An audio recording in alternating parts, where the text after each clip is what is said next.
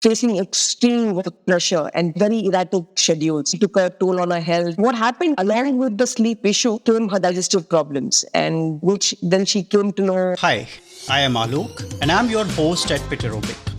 Welcome to FitnessProChat, the podcast by Fiterobic. Welcome to FitnessProChat by Fiterobic. If you're looking to improve your health and well-being to lead a healthy, fit, and fulfilling life, whether you're an amateur or a professional athlete, this podcast is for you. Sleep serves multiple functions, and today we are going to discuss how inadequate sleep impacts our lives. Good morning, good afternoon, and good evening to you all. Today, once again, I'm joined by Gayu Lewis. Gayu is a health coach focused on women's health, and she's a chef as well. Welcome to the show, Gayu. Thank you, Alec, for having me here again today. It's great spending time with you and talking about important topics that actually are beneficial for our overall health. Absolutely, Gayu. It's a pleasure to host you. My first question to you is, since we are talking about sleep, if I go back to my childhood days, or I'm sure most people would have experienced this or heard this, we had this notion where we were told if you sleep a lot, it's not good for you. You are wasting your time. And ever since, I believe we have built this kind of notion in our minds or weave this in our lives, considering that sleep is not that important and prioritizing, say, just 3 to 4 hours of sleep and devoting more time to whatever chores that we would do, both in personal and professional lives. But in the past few years, what we see is there's a stark change in the way we perceive sleep, especially given the lot of research that has happened and the documentations that have come around sleep, and everyone has started to talk about sleep. So given that, I believe it would be great for us to start and understand the importance of sleep from research perspective. Basically, I think, we were always told also when I think I was a kid that, or there's a term called sleep like a baby. I think the reason is that when you sleep, you grow. I think that was the main reason of, that babies actually sleep for a much, much longer time when they're born so that they're able to grow. But in general, I think it's important to understand why should we sleep generally, right? Now, sleep is not just a period of rest. Now, it's a fundamental component for our overall health and well-being. When we sleep, our bodies undergo a complex series of processes which are essential, for our physical and mental rejuvenation. Now, it's during our sleep that our brain helps in consolidating our memory, it processes our emotion, and it also repairs our neural pathways, and which is very, very crucial in general for our learning and cognitive function. So if you see the day you don't sleep well, the next day you're not very attentive. That's one of the reasons, because the cognitive function is not functioning at its peak.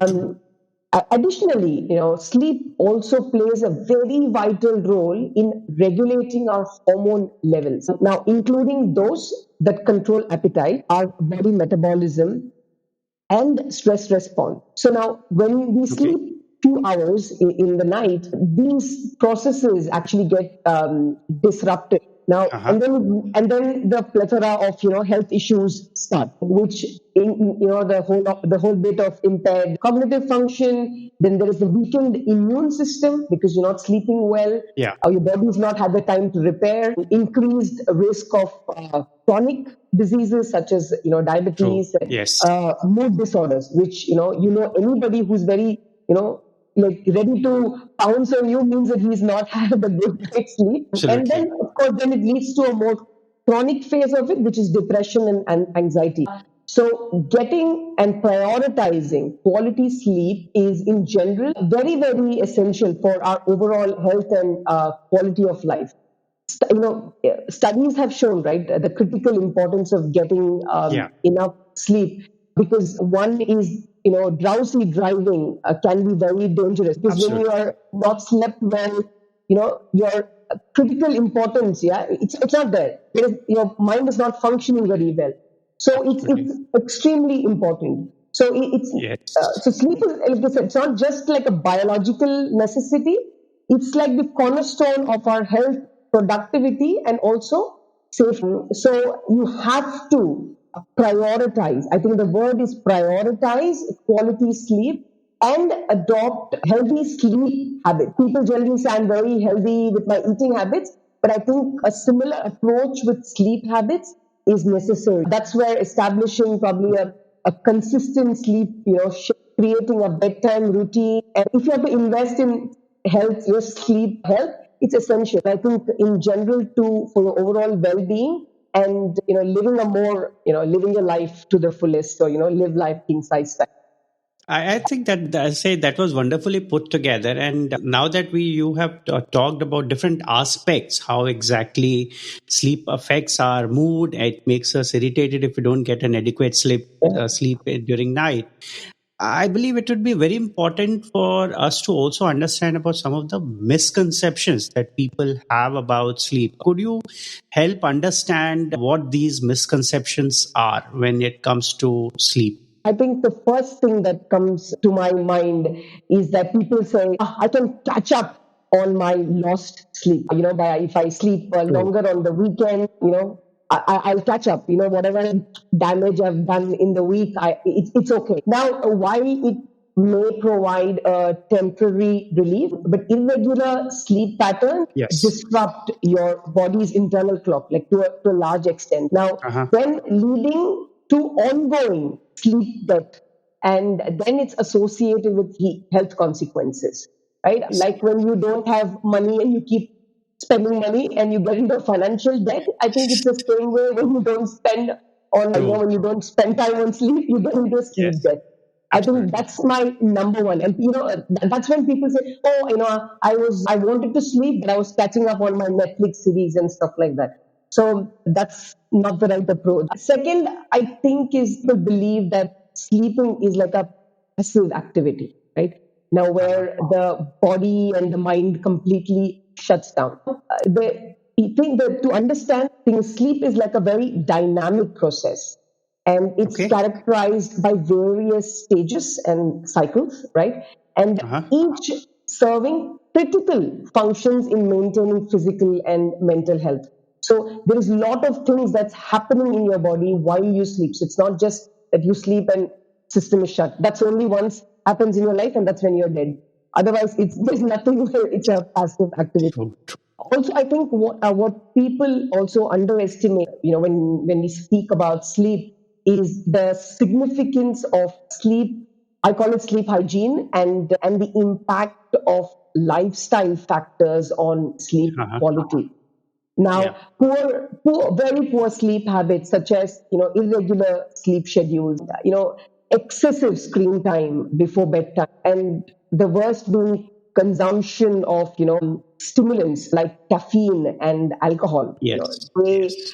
they disrupt the body's natural sleep and wake cycle, and they impair the sleep quality.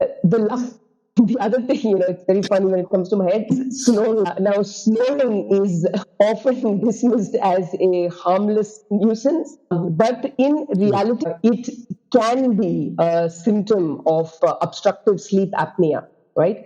Which Ah, is a serious sleep disorder associated with significant heart risk, right? If left untreated. Some people, like I absolutely. said, snoring is not it's not common. People say, I'm very tired and hence I'm snoring. Or I had a lot of alcohol and hence I'm snoring. It could be, if it's a one off, it's possible. Your sleep position, all of that, Yes. creates or contributes to the snoring. But if it's something that continues for a longer period without any trigger, I think it needs medical intervention. So it's very, very important to go probably see a doctor or sleep doctor in general. Now, if Okay. people if they understand and they recognize that sleep is such a complex process, they'll understand why it's important, and why they should prioritize in general. Absolutely. And I'll just pick up from there. You talked about interventions, especially medical interventions that are required, especially if someone has a disturbed sleep. It would be And there are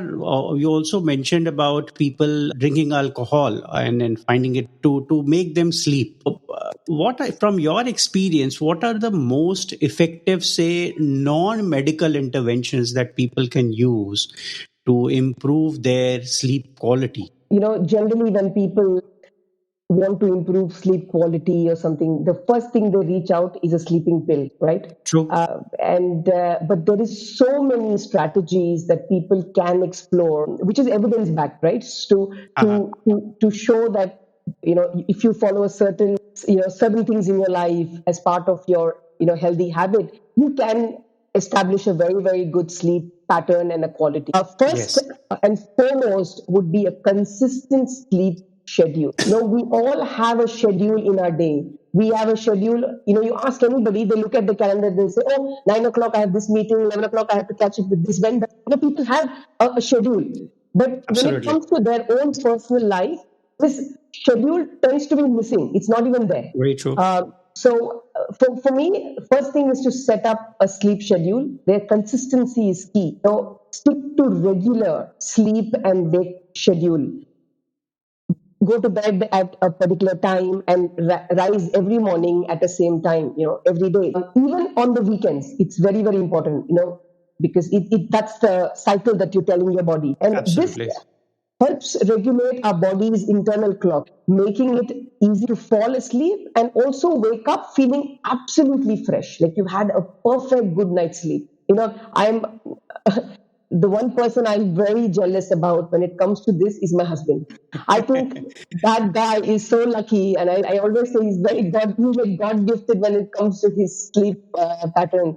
Like he goes to bed, every day at 10:01. Even if he's talking to you at 10 o'clock, at 10:01, if you ask him a question, he's fast asleep. He's like, I'm like, dude, we were talking with me 1 minute ago. How can you suddenly fall asleep? But he does that. Uh, And then he'll get up at 5 in the morning, irrespective, whether it's raining, whether it is weekend, whether he's on holiday, no matter what, 5 o'clock he wakes up.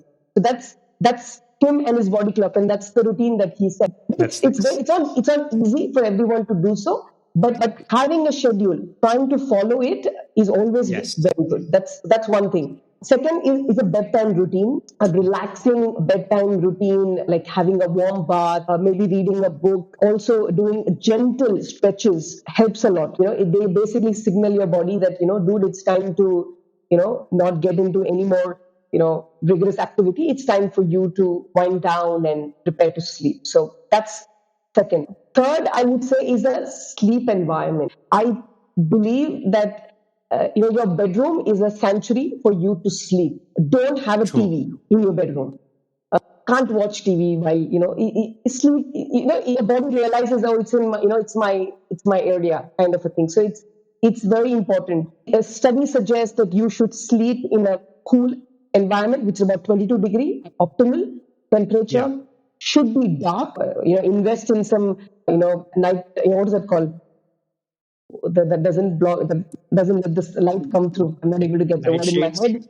Curtains. So blackout curtains. Sorry. Yeah. Invest in some blackout curtains, or a big mattress and a pillow. Where you're True. comfortable, so that Yeah. you can block out any distractions that might disrupt your sleep.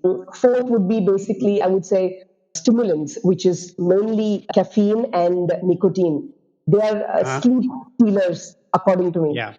In my opinion, if you people believe I need coffee to wake up, yes, it's your morning stimulant. But ideally, anytime post 3 o'clock, 3 p.m. in the day, do not have coffee, because coffee in general stays in your bloodstream for about 12 hours. But that's what I'm saying. I'm not even saying 12 in the afternoon or 8 in the morning itself. Stop it so you can sleep at 8 in the night. But in general, about, I would say, ideally 3 o'clock. But if you can post lunch, try a decaf option, Uh, so that it doesn't keep you very excited and active. Similarly, would be alcohol. Now, true. alcohol would initially, make you feel drowsy and stuff like that. But overall, it will disrupt your sleep pattern. You might wake up in the middle. You might feel uncomfortable and stuff like that. So, stimulants is probably on my list. a physical activity, I would say. Regular Absolutely. physical activity, promotes deeper and very restorative sleep, because, when you go to a gym, you've actually caused a lot of, muscle damage. The body needs that sleep, that time where it can repair and grow. So it's very Absolutely. important. So if you don't sleep well, there is no chance you're going to burn the fat or gain the muscle, because the body didn't get True. that rest to recover. So it's very, very important. But do not work out or do a very rigorous activity close to bedtime, because again, there is a lot of adrenaline pump into your body, which will keep you Absolutely. very buzzed for a long time, and it will basically interfere with your ability to sleep. And one last thing, if I have to say, would be dietary consideration. Okay. You know, pay close attention to what you eat and drink, especially in the evening. Now, avoid very heavy food, spicy food, and caffeine, like I said, of course. Yeah. So instead, opt for lighter and sleep-friendly, food in general. So before bedtime, because when you eat heavy, you feel bloated, you feel sluggish. It's not a good feeling of going to sleep. Then it disrupts, because you end up getting palpitations or acidity or a heartburn in the middle of the night. So that's why eat lighter and eat early. Don't eat at 9 o'clock and go to bed at 10 o'clock, because that's again not healthy. Yeah. So try to have an early dinner. Ideal would be about 7 o'clock. Finish your meal by 8. So you have given your body enough of time till you hit bed. It's also from the whole insulin speak and all of that stuff. That's separate, but in general, from a sleep perspective, it's not the right thing to do, to go to sleep with, eating food. So yeah, so there are lots of, like I said, lots of things that you can do, which does not require any medical intervention. But if you've tried all of this and it still doesn't work, and you're still struggling with chronic sleep issues, I think it's time. Don't hesitate. Reach out to a healthcare professional or a sleep Absolutely. specialist, because you might require personalized guidance and support, because they'll help identify underlying causes for the sleep disturbance, right? Absolutely. And then recommend appropriate intervention. I'll pick up few points from what we just talked about. One is the importance of discipline. Is very, I would say that's a critical aspect of it. And in fact, I was speaking to one other expert about how exactly we need to stay motivated, and the response that I received was more about, it's more than motivation, it's about being disciplined. And I truly believe in what she said, is it's about being disciplined. And you also talked about it, the very good example of your husband that you mentioned, of how disciplined he is to go to sleep at a particular time and wake up every morning at a particular time, and he's been consistently doing it. So if someone has to build that kind of discipline, I believe it would be very good to understand how, or what are the simple things that we need to do in our lives to become a little more disciplined than we are right now. First and foremost, I think people need to understand that sleep is very important, and you can't ignore it or Yeah, not give it importance. I think that is the key. So for me, that would be the key. As soon as you start understanding its importance, people will automatically make it a priority in their life. absolutely. And when people make it a priority, they will see the benefit that they get. I mean, the Absolutely. results is not something that you have to do it for a month to be able to see a difference. No. From the first night, when you get a good night's sleep, you will realize that the next day, people will say, oh, you're a much better person today than you were yesterday. I mean, that's the first Absolutely. compliment that you will get. So I think in general, it's about understanding the importance. And like I said, I think given the life that we live now, with so much stress and environmental factors playing a part, setting these consistent sleep schedules or healthy habits is not very easy. You Yeah, generally, your work demands that disrupt your usual routine. true. But I would still say, try to stick to your sleep and wake schedule as much as possible. right? Absolutely. And create that environment which is like a good conducive environment for you to rest as possible. There's also a study that talks about the effectiveness of the short burst of sleep, or a nap that you can take. It's called the power nap. The power nap is nothing more than 10 minutes. If you sleep more than 10 minutes, it's not called a power nap. But a power nap in the middle of your day can actually help improve your cognitive response. So if possible, if you have the liberty in your workspace or anywhere where you are, that you can get a good 10 minutes rest, take it, because that will help you, that will keep you charged up for the rest of the evening till you're actually ready to hit your bed. That's key. But also, I think a lot of people like the afternoon nap as well. But the afternoon nap should not be longer and should not be very close to the evening time. Like afternoon nap ideally is good between 1 to 2 maximum, or 12 to 2, but nothing post 2 o'clock. Because anything post 2 o'clock will then disrupt your nighttime schedule, because you'll not be able to sleep because you slept till late in the evening. So those are key considerations to be kept in mind generally, I think. But come up with a schedule for yourself. Some people, generally studies say you need to sleep 7 to 8 hours of sleep, but based on the circadian rhythm of our life, studies have now shown that if you actually speak to a sleep coach, he'll say that there is nothing called a 7 to 8. It's either a 7-hour cycle or a 9-hour cycle. So find out what you are, and then work around. Like I said, between me and my husband is a 7-hour sleeper. I'm a 9-hour sleeper. I love sleeping.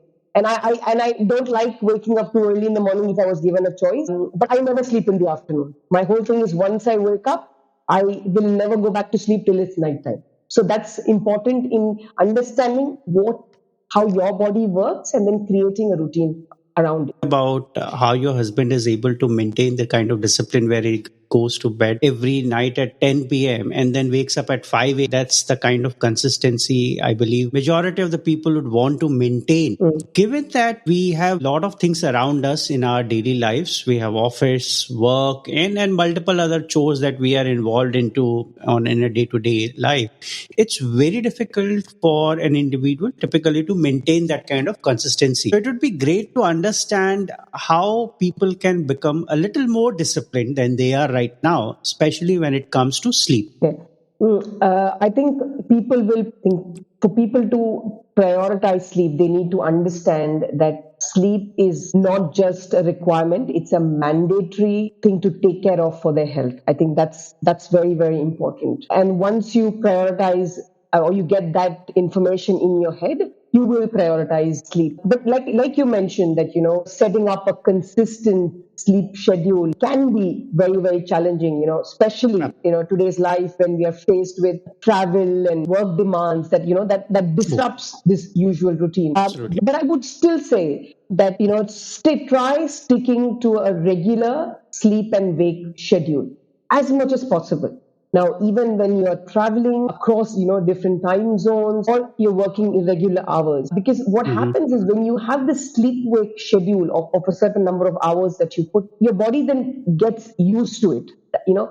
That's very, very important. And having, a good sleep environment is very, very important. This again tells your mind that, oh, dude, now it's time to wind down, it's time to sleep. That's very, very important to do. I think also with sleep, it's very, very personal. So you need to understand what works with you, what stimulates you to sleep. I think it's very important. And also, if you actually go to a sleep coach, he or she will tell you that our body's circadian rhythm is built in such a way that you are either a 7-hour sleeper or a 9-hour sleeper. So this general rule that we sleep 7 to 8 hours is not really right. Like in my case, my husband is a 7-hour sleeper and I am a 9-hour sleeper. And I love my extra 2 hours of sleep, and that helps me wake up really fresh. But the other fact is, I don't sleep in the afternoon. I don't have a napping concept, because I have only got the enough sleep that I needed to push me through for the rest of the day. But again, a very, very effective tool to have in your some secrets would be to have a power nap, because studies have actually shown that, power nap, which is basically a 10-minute nap, not more than that, is extremely, it actually increases your cognitive response by about 80. So try getting in, if your environment, office environment, or wherever you are, lets you get that 10-minute power nap, take it, because that will really push you towards the evening and give you the energy and the boost that you need. So that's what I would say in general, creating a routine and, if possible, a power nap. Absolutely. I think power nap is something which has already been researched. And as you mentioned, yes, it's not more than 10 minutes. But yes, I believe it's typically very difficult for anyone to follow that 10-minute routine unless they set up an alarm that goes off after 10 minutes. And then maybe their mind wonders, okay, what just happened? Right? Yeah. But actually, if you train your head, it actually works very well. I remember the time, going back to my work time when I used to work in kitchens. I used to work about 17 hours a day. And I remember this period in my time very clearly, where I was the head chef of a very big operation, which we had a breakfast set up and all of that stuff. So I used to come to the hotel about 6 in the morning and run the breakfast session, which would get over by about 10. And then we were ready to prep for the lunch session. So it gave me this 2 hour, but I didn't have the 2 hour time because I had like a team of 40 people I had to look after. But I would always take a 10-minute break. Once my breakfast would be over, I would go down, because in hotels we have like a changing area which do have beds. Like, you've got like a sleeping area. So I would go and really like pass out for 10 minutes and then wake up super fresh and then geared up to, which would take me through my lunch service, all the remaining stuff, and start my dinner service. So I think once you train your body, the 10-minute, you automatically wake up. I don't think you can sleep post the 10-minute mark. Absolutely. So how does nutrition impact the entire scheme of things when it comes to sleep? Okay, now we're going to look at our plate, right? Now, how does people will say, how can my plate influence my pillow time? Absolutely. Now, it's nutrition isn't just about fueling your body.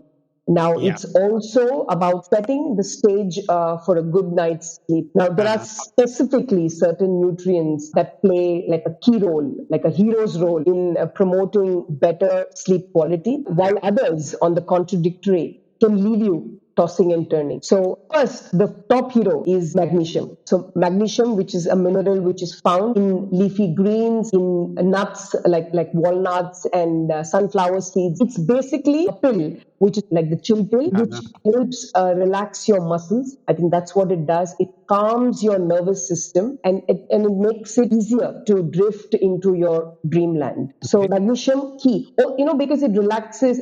I think magnesium is again very key. If you work out a lot, you would take it because it's a relaxant and it's necessary. Second would be tryptophan, which is basically again an amino acid, and the thing that is found, the product in which it's found the most is turkey, and I think that's why you, after eating a Thanksgiving dinner, there is no chance you can give yourself weight.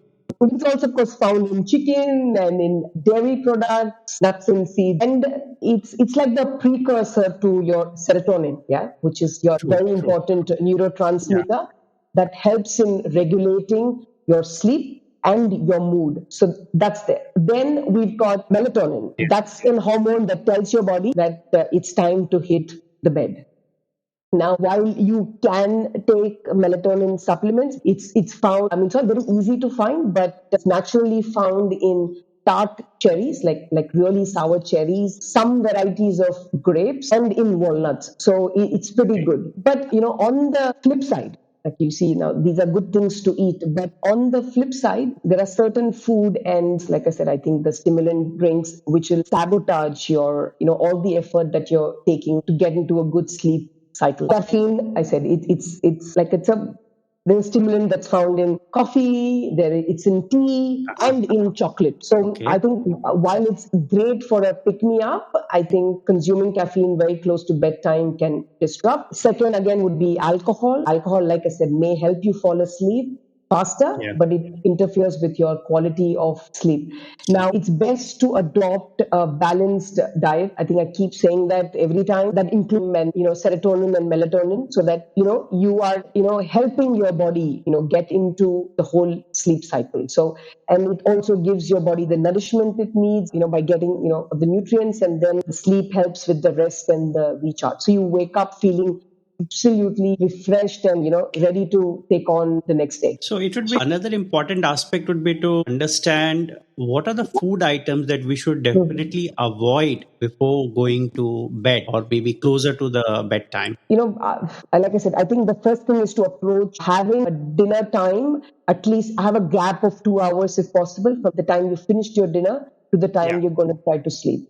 I think Uh-huh. that is number one key. Second, like I said, a lot of people end up having bedtime snacks. That could sabotage your sleep Absolutely. efforts. So even chocolate to a certain extent, like I said, chocolate has caffeine, so it can affect your sleep quality in general. So, Yes. and again, I think the same goes for nicotine, which is another that's a stimulant that's found in tobacco. So smoking, I'm a big advisor of non-smoking, so I would say that again. Smoking again can disrupt your sleep patterns. So try avoiding any of that. Second, I would say avoid spicy or acidic food. That can cause discomfort and indigestion. Then it makes it harder to relax and fall asleep. That's why I said heavy, rich food, one of the best decisions to make. But like I say, if you do eat, imagine you had a steak for dinner, because you can't have steak for lunch. Steak is like a dinner time. But then if you had your steak, you've had your dinner, at least give a 2 hours break before you go to bed. I think that is very, very key to think about when you have had something heavy. Last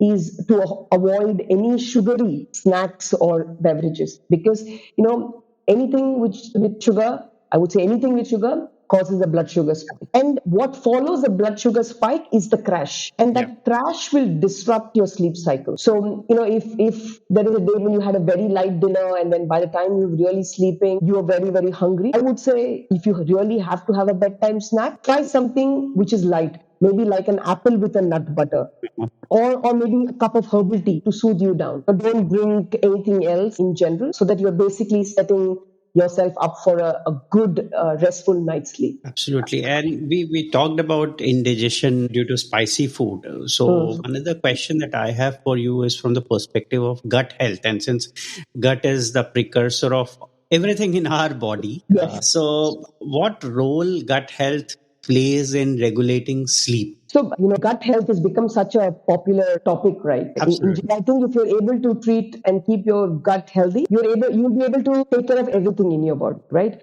Because your gut is home to like trillions of bacteria, and they play a crucial role in your digestion, in nutrient absorption, and your immune function. Yes. But there is a lot of evidence that suggests that the gut microbiota, which is the bacteria in your gut, they communicate to your brain directly via the gut-brain axis known as the vagus nerve, Yes. Yeah. and it influences various aspects of the brain function, which includes your sleep regulation. True. So you're like, how does that work, right? So you've got gut, there are certain gut bacteria that produce neurotransmitters that affect your brain activity. Specifically, neurotransmitters like GABA. So the main role of GABA is to promote relaxation and sleep. So when there is a disruption in this gut microbiota, this Yes. composition, if it goes out of balance, it's no studies have shown that there is an associated underlying cause, and it can cause sleep disorders, including insomnia and sleep apnea. So, and also this gut microbiota, which is our microorganism, the bacteria, they interact with our circadian rhythm, which is the Yes. body's internal clock, right? That Absolutely. regulates sleep and wake up. Now, when this bacteria in the gut is affected, mainly, of course, through antibiotics, which if you've taken, because it kills your gut microbiota, or any changes in your diet. And based on this, your circadian pattern, rhythm can be affected. So the best way is, of course, to promote a healthy gut by having food which is rich in your probiotics and prebiotics, so that you're able to get optimal sleep quality and overall well-being. So gut is not just your food and your stomach and your digestion, you can't ignore gut. Absolutely, absolutely. So from gut, let's move to other aspect of the entire, say, spectrum of lifestyle medicine, Yeah. and let's try and understand more from the impact that is caused by alcohol. And you talked about it already. So it would be great because certain individuals have the propensity to drink alcohol Yeah. closer to bedtime or maybe in the evenings. This helps to help them really to sleep. So how is the quality of sleep is one question that I want to understand. Second is, it is well documented that alcohol disrupts sleep to a larger extent. Yeah. So, are there any physical changes within the body that occur due to alcohol consumption closer to the bedtime that impact the entire, say, healthy aspect of life as well? So alcohol, in general, a lot of people reach out to alcohol as a common aid for sleeping. I think in general, of course, people drink alcohol to socialize, to party. That's one aspect. Second aspect Yeah. is sometimes people going through depression also reach out to having alcohol because they're not able to sleep otherwise. So there are two aspects of understanding why people are consuming alcohol. Like I said, I mean, consuming one glass of red wine or a glass of beer in the evening would not really disrupt too much. In fact, a glass of red wine has a lot of polyphenols, which is very, very good for. It's got a lot of other benefits. It's got antioxidants and stuff like that, which is Yes. beneficial. But when alcohol is had not for from it's abused, like I said, that would be the word. When you abuse, your body goes through a lot of heat, mainly your liver, True. because your liver has to store all of that alcohol that you've had. It converts, and the fat is basically stored into your liver, which causes that, the fatty liver syndrome. And then, of Yes. course, increases the cholesterol in your body. The triglyceride levels go through the roof. So there is a lot of effect on your body because of drinking alcohol. Now that contributed with lack, you will sleep. Eventually, you will go off to sleep, right? Because that's what alcohol will do to you. It plays with your head. Initially, it will pick you up, and then there is a down associated with alcohol. But you will not have a very good night's sleep. You will probably be waking up quite a few times during the middle of the night. Could be because of anything. Could be restless leg syndrome, or in general, it's a very less restorative sleep overall. That's why when you wake up the next day, you have something called as a hangover, because the effect of alcohol is not left your system. It's still in your system. So Yes. that's because your dehydration is a key when it comes to consumption of alcohol. So people don't realize the importance of hydration, right? So Yeah. that's the reason that you do not drink a lot of alcohol, because it will lead you to dehydration, which then, because of which, your body has not been able to do all the process in the night that it needs to do to revive Yeah. itself. And hence, when you wake up in the morning, you feel very, very sluggish. I have known so many people that tell me, I am never going to touch another glass of alcohol after they wake up with a hangover. But again, I see them on the Friday enjoying again drinking. But everyone has Yeah. to understand what they are doing to their body. And I True. think as you grow older, in general, the abuse that your body can take starts reducing. So, the hangovers are much more intense because you're growing older. The recovery is slower. So I True. personally believe that as you grow older, people now have started to understand that binge drinking was okay when I was probably in my 20s. Although I don't think that is very, very good. But you've done in the past. But right now, if you're given an alternative or you've given an option, Yes. try adopting a healthier lifestyle is what I would say. Absolutely. So other is, if we could also understand a few examples where you interacted with some of your clients and they have their sleep disturbed. So how exactly you have helped them, and what are the typical challenges that they come forward with, and how do you approach them? So, the first person that comes to mind, of course, I'll not take names for their Sure. own thing. But anyways, I remember my first client. She was not very old. She was about 34, 35, and she was working in the media industry, and that's how she found me, like through social media. Okay. She was, facing extreme work pressure, and because of being in the media industry, she had very erratic schedules here that completely took a toll on her health. She had, I remember, tight deadlines that she had to deliver, because it's a very short frame of time that Yeah. they have to submit the report or do that bit of documentation. So she found herself like really, really struggling. And what happened is, of course, along with the sleep issue, came her digestive problems, and which then she came to know, she had the whole gut issue. So then she found me, I think during one of my talks, and she says, Gayu, help me out. What can we do together? And I think the first thing what we did, I remember with her, was to do a slight lifestyle change to create a sleep routine. Like I said, I think getting a routine is very important. Given her very erratic work schedule, we still said, we realized she was a 7 hour sleeper. So we tried to create a 7 hour sleeping window for her. Sometimes it would go up, sometimes, but the 7 hours were constant. So even if she slept at 9 in the night, we would try waking up within 7 hours of, sleeping and 7. So we created that consistent sleep cycle, which she even followed on the weekends. Like sometimes she worked weekends, so she would have to follow that on the weekday for her. And I think that was the first thing, structuring a consistent sleep cycle. What we also did, I remember, was a couple of relaxation and stress management techniques. There's one breathing, I think I told you last time also, which is the breathing technique, which I feel is absolutely fantastic. I think that's the reason I told everyone this. She tried the breathing technique, and that kind of helped. And I think the other very, very cool technique to follow before going to bed is progressive muscle relaxation. So, which is where you lay down and then you start squeezing parts of your body, starting from your toes, where you curl your toes, hold for 5 seconds, and then release. And you keep working one muscle, as you go up. That actually helps your body a lot, and it calms it down. So I think that is something that we did with her, and I think, of course, the main was to work on her gut, because, like I said, the gut's important. So we introduced a lot of fiber dense nutrition, that help with proper digestion. So probiotic, and I think she started loving kimchi.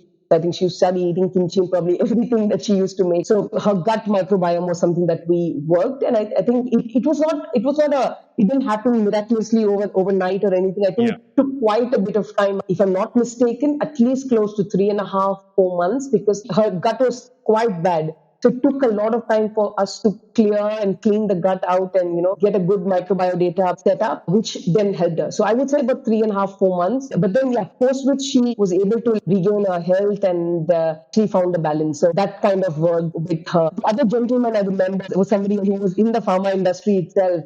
And he used to travel a lot. Like, he used to fly a lot. Like I think, thrice in a month, he had to go because he was in the sales, so he had to keep flying out of the country, long distance flight, jet lag. I think all of that was a big issue for him, and he consistently struggled with sleep routine.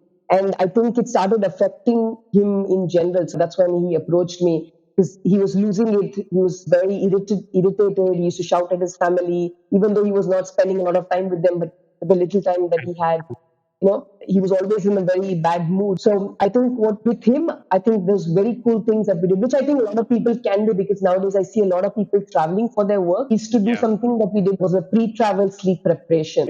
If he was traveling, say, to the US, we would gradually adjust his sleep schedule, in the days leading up to his travel, which aligned with his destination's time zone.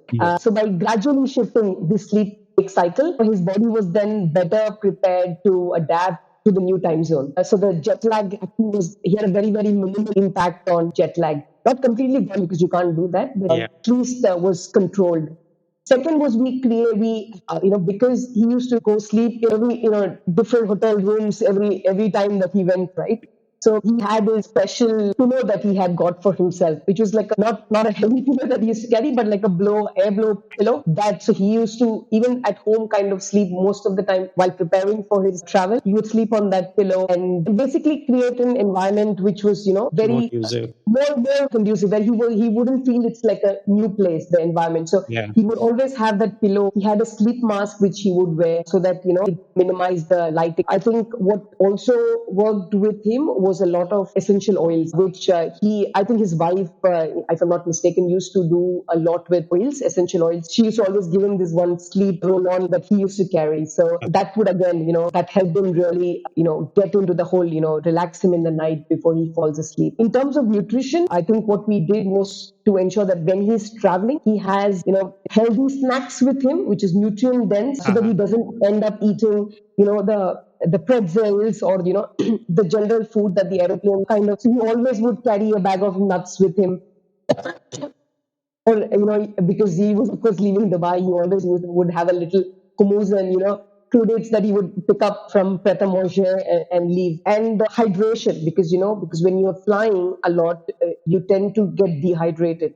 I think Yes. hydration was key for him. So these are certain things that we worked with him. So he always has with him when he's traveling. So he's able to take care of the food that he's eaten and with his hydration. So with a good sleep pattern, I think that kind of helped him in general with the sleep issues that he was having, and eventually that affected his health. Like I said, I personally believe that if you looked at the sleep health from a holistic perspective, you can make a lot of improvements with your sleep quality. And you don't need medication as such to be able to sleep, because that's a very short term process, right? After a certain time, your body will get used to that medication and it won't react. So that's why having a more holistic approach is a long term. Yeah, I would say great examples that you cited right now. So that brings us to the last question of today's episode. So, what are your top 3 recommendations for everyone who wants to have a peaceful night of good sleep? One, prioritize sleep. I think if you understand that, you'll understand that it's the fundamental pillar for your health and well being. Yeah. Aim for at least 7 to 9 hours of quality sleep per night. Yeah, so that it supports your physical and mental function. Second, consistent sleep routine. I think people going to listen to this podcast, you guys have got irritated with this term, but I will still keep saying it. It's consistent sleep routine Yeah. by going to bed and waking up at the same time every day, even on weekends. Okay. Third, sleep friendly environment. Yeah. So Okay. optimizing your bedroom for comfort, make sure it's dark and it is cool. Practice relaxation techniques. Deep breathing is one, gentle stretching, or sometimes people even lie down with their legs up, because again it helps in the blood flow Yeah. process. So it's pretty good. So then it signals your body that you're winding down and is prepared to sleep. Incorporate nutrition, right? So sleep promoting nutrients into your diet. Make sure you include magnesium by eating leafy green vegetables. Don't go to the pharmacy and buy a bottle of magnesium. Eat leafy green vegetables, eat walnuts and seeds. And if you're vegetarian and if you're a meat eater, try turkey and chicken for your tryptophan. And again, melatonin, like dark cherry and walnuts. So make sure you have these in your diet. Avoid caffeine and nicotine, as well as heavy or spicy food. And of course, sugar. You can't not have sugar in this, because it will stimulate you. And like I said, if you've done all and you're still having issue, please seek professional support, because Absolutely. don't ignore these symptoms, because later it could lead to something Yes. more chronic. So seek professional steps. So like I say, if you're by prioritizing sleep, just remember, it's not a luxury, it's a necessity, right? Yes. And it's very, very important. So it's necessity, and it's for thriving in all aspects of your life. So Yeah. prioritize sleep. Absolutely. Thank you so much, Gayu. It's a pleasure to host you once again. Thank you so much for this episode. Thank you, Alex. That's a wrap. Thank you for listening to Fitness Pro Chat by Fiterobic. We hope you had key takeaways from today's episode and learned something new. Don't forget to download and subscribe so you don't miss the next episode, and leave us a rating and review on your favorite platform. In the meantime, reach out to us on Instagram at Fiterobic or through our website, Fiterobic.com. And remember, failures will only make you strong and better learned. Take care, stay healthy, and live a fulfilling life with Fiterobic.